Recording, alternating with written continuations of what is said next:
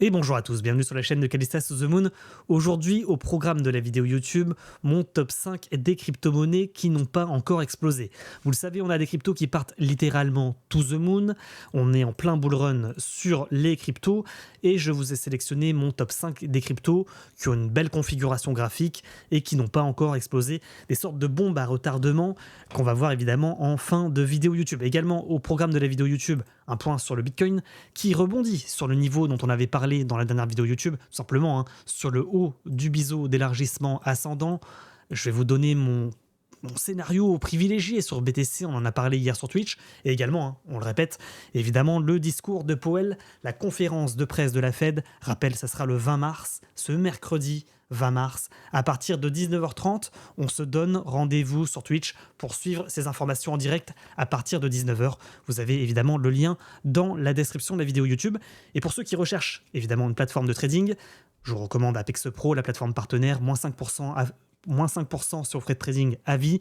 Si ça vous intéresse, vous avez évidemment un lien affilié directement dans la description de la vidéo, ainsi qu'une vidéo tutoriel, une vidéo présentation de la plateforme. Donc c'est parti, on débute directement par cette vue sur BTC. Rejet sur la première target dont on avait parlé, la parallèle tout simplement au niveau du support long terme en vue hebdomadaire, la parallèle qui s'approchait, qui nous donnait le niveau des 75 000 $. C'est un premier rejet, une première semaine avec un chandelier rouge. Et dans la dernière vidéo YouTube, on avait dit la chose suivante. Ça fait rappeler quand même ce qui s'était passé tout simplement en 2021 avec ce premier chandelier rouge suite à rallye. Donc c'est une sorte de premier avertissement. Mais néanmoins, on avait vu que les semaines suivantes, ça avait donné 3 semaines de hausse consécutive pour aller chercher un plus haut que le précédent. Ça nous enverrait potentiellement aux environs des 77 000, 80 000 $. Avant la grosse correction, avant finalement le retournement de tendance baissier sur le Bitcoin. Donc ce scénario est toujours, selon moi, privilégié. On avait dit tout simplement dans la dernière vidéo YouTube, calm down, pas d'inquiétude tant qu'on ne réintègre pas le biseau. Et pour le moment, vous constatez comme moi qu'il y a eu effectivement rebond dans la zone des 65 000 $. Vous avez d'ailleurs voté sur Telegram. Les résultats étaient les suivants. Le support à 66 000 $ va-t-il résister sur BTC ? 60% de votants qui ont répondu oui, 40% qui pensaient que ça allait crash. Pour le moment, vous le voyez, c'est plutôt les longues qui gagnent avec ce rebond technique sur ce niveau de support. Alors on n'est pas à 1000 $ près évidemment, entre 65 000 et le niveau donné des 66 000. D'ailleurs, dans la dernière vidéo YouTube, on avait parlé plutôt des 65. Il y a environ, vous voyez, 1,7%. Donc on est dans la zone de support, on n'est pas à 1000 balles près, et vous voyez qu'aujourd'hui, on a eu ce rebond technique. Quand on fait le parallèle par rapport à 2021, moi j'ai tendance à dire qu'on pourrait potentiellement être dans la zone ici, et qu'on pourrait refaire un dip, revenir chercher un plus bas que le précédent, avant d'aller chercher la target dont on a parlé aux environs des 75-76 000 $. Quand on fait également un copier-coller des graphiques, et qu'on le reporte sur le cours actuel, déjà on voit une épaule tête-épaule inversée ici, épaule tête épaule inversée avec double bottom ici, avant de break out le niveau et d'aller chercher la target un peu plus haussière. Également au niveau peut-être du support ici, on voit potentiellement une cassure, une mèche, une réintégration, comme on l'a fait ce week-end, un nouveau test du support en épaule tête épaule inversée, pour aller chercher la target. Donc on va faire le parallèle et pour essayer de déterminer ce qui pourrait se passer sur BTC. Pour le moment, j'ai envie de dire, le scénario se déroule comme prévu. On avait vu ce potentiel rebond aux 65 000 $. Tac. On pourrait être dans un scénario comme ça, vous voyez. On a trouvé le bottom, enfin le petit bottom, le petit rebond ici. On corrige, on va revenir chercher le support ici pour faire une épaule tête épaule inversée, reprendre de l'élan, recomprimer, re-breakout, à nouveau essayer d'aller chercher un plus haut que le précédent, aller rechercher la target des 75 000 $ environ, et c'est là où se situe le risque, évidemment. Donc on récapitule, on pourrait s'amuser sur le support pour recomprimer, pour faire une sorte d'épaule tête épaule inversée, pour à nouveau breakout le niveau de résistance et aller chercher la target en Bart Simpson inversé aux environs des 75 000 $. Ça, c'est le scénario, j'ai envie de dire, privilégié. Également, un autre scénario, c'était ce qui s'était passé en mars 2021. On pourrait être dans une configuration similaire à celle-là également, de dire on va pas forcément le faire en double top, mais en triple top. On en a parlé également hier sur Twitch. Tac. Donc, on est dans une config comme ça. On va rétrécir peut-être les tracés. Voilà, on pourrait être dans un scénario également comme ça, de dire on a le rebond technique. Ici, on va reconsolider, refaire le breakout, refaire ce rallye, aller chercher la target dont on a parlé à 75, se faire rejeter, peut-être redescendre, revenir chercher le support avant de recomprimer dans une sorte de biseau ascendant comme ça, avant effectivement de se prendre un rejet. Et c'est un peu pareil, hein. Finalement, venir chercher le support avec des mouvements plus amples avant de casser et de retourner la tendance à la baisse.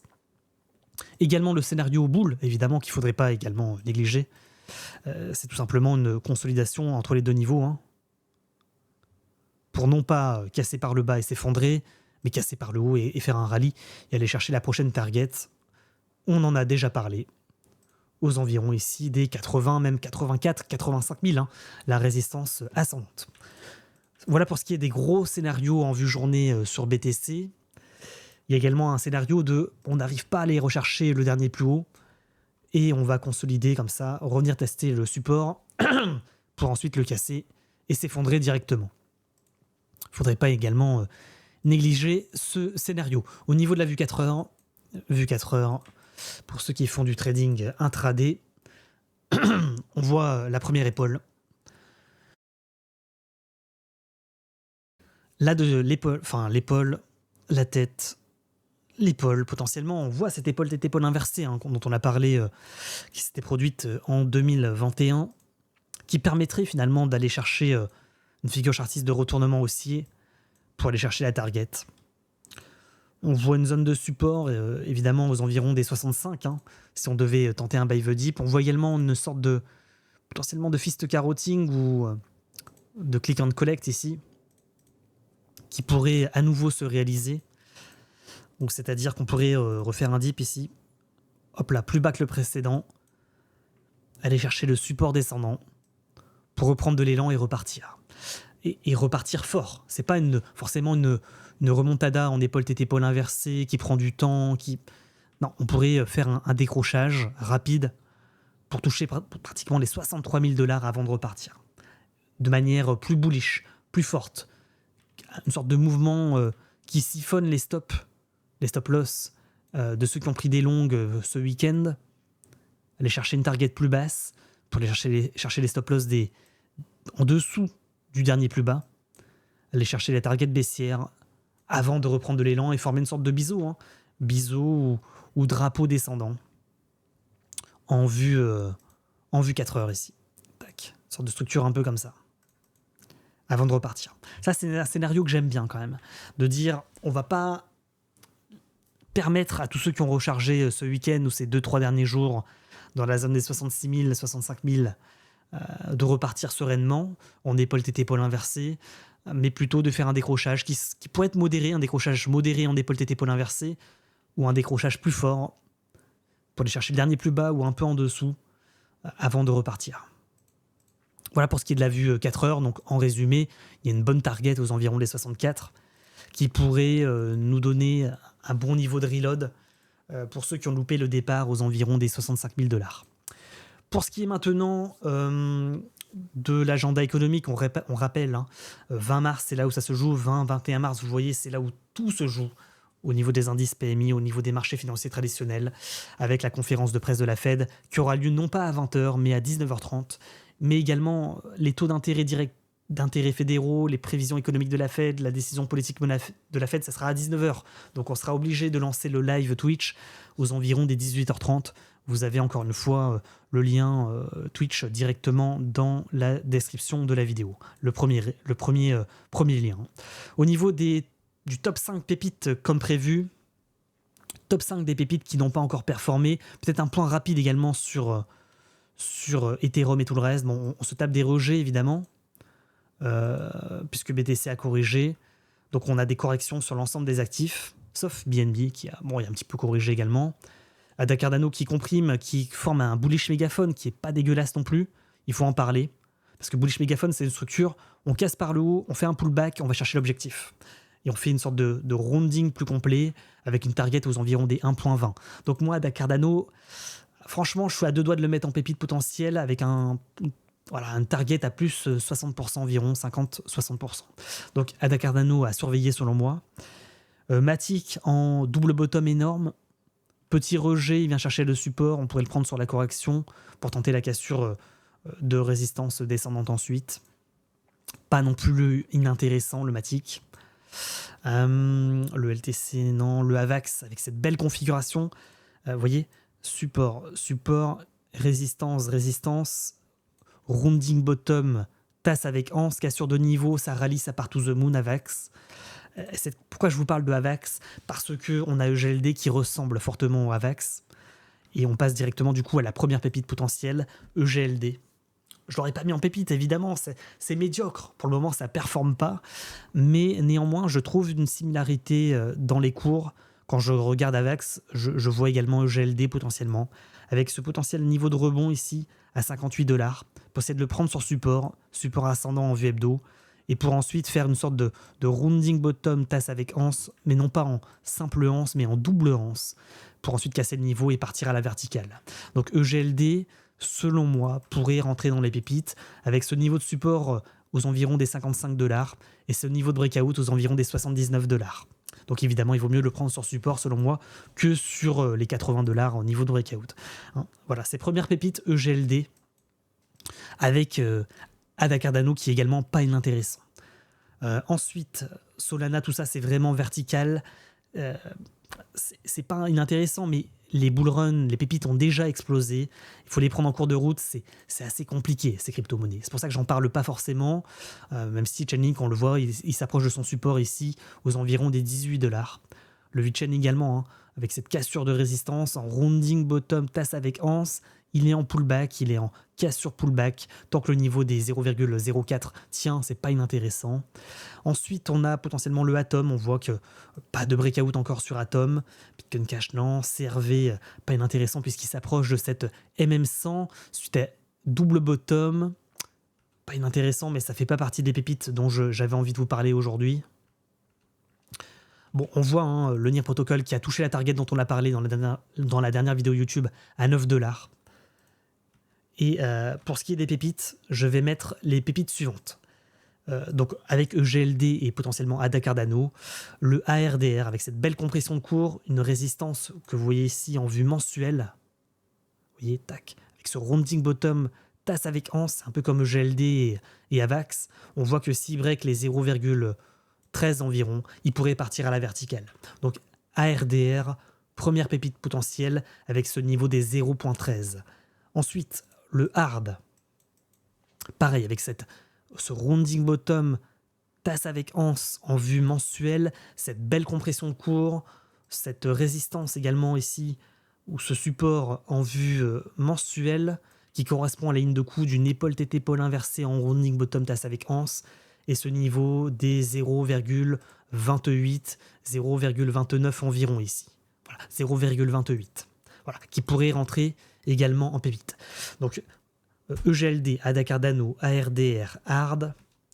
Et ensuite, deux pépites potentielles, le rare, avec ce magnifique rounding bottom ou épaule tête épaule inversée en vue mensuelle, belle compression de cours également en vue mensuelle, on le voit au niveau des bandes de Bollinger. Pas de réintégration du niveau donné dans les dernières vidéos YouTube, vous voyez qu'il y a la anse, il y a une cassure, il y a un pullback, on tient le niveau et il a fait un fake out de cassure de ligne de coup de rounding ici.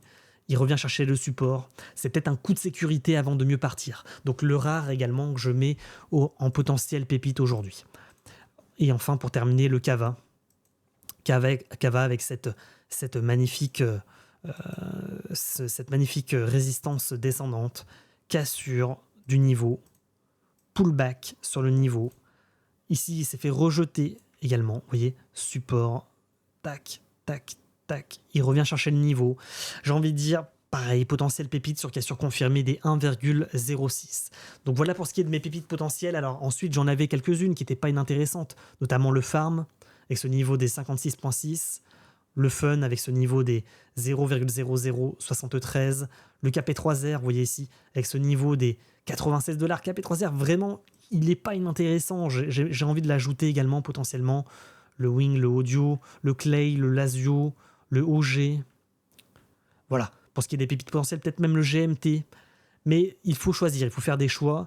Donc mon top 5 pour résumer, je mets EGLD, je mets potentiellement Ada Cardano, je mets le ARDR, je mets le Hard, je mets le Rare, je mets le Kava, et peut-être également le KP3R, qui n'est pas non plus inintéressant graphiquement, avec ce magnifique rounding, cette MM100 qui sert de support, ce niveau de breakout aux environs des 97 $. Les amis, c'est tout pour moi, je rends l'antenne. J'espère que cette vidéo, évidemment, vous a plu. N'oubliez pas de liker, de vous abonner, de nous rejoindre sur Telegram pour les informations, les sondages en temps réel. Vous êtes évidemment les bienvenus. On vient de passer la barre des 15 000 abonnés. Merci à tous. Et bienvenue à tous ceux qui nous ont rejoints dernièrement. Également un chat Telegram. Vous pouvez évidemment nous rejoindre pour de l'entraide sur le trading crypto. Vous avez tous les liens dans la description de la vidéo YouTube. Le canal Telegram, le chat Telegram, mais également des petits liens affiliés, et notamment pour Apex Pro, la plateforme de trading partenaire, pour avoir moins 5% à vie sur frais de trading, avec une vidéo présentation de la plateforme directement dans la description de la vidéo. Pour rappel, rendez-vous ce mercredi 20 mars à partir de 18h45 environ pour suivre les grosses informations de ces 2 derniers mois, la conférence de presse de la Fed. C'est vraiment une date importante, c'est vraiment un rendez-vous important. Et vous avez le lien du Twitch que je vous mettrai en commentaire épinglé aujourd'hui. Donc les amis, je rends l'antenne. J'espère évidemment que le Bitcoin ne va pas décrocher parce que ça emporterait évidemment l'ensemble du marché à la baisse avec lui. Mais je vois un rebond technique propre. Je vois pas d'alerte rouge. Encore une fois, personne n'a craqué. Personne n'a craqué! Personne n'a craqué! Bonne semaine à tous et à bientôt sur YouTube et sur Twitch. Ciao, ciao.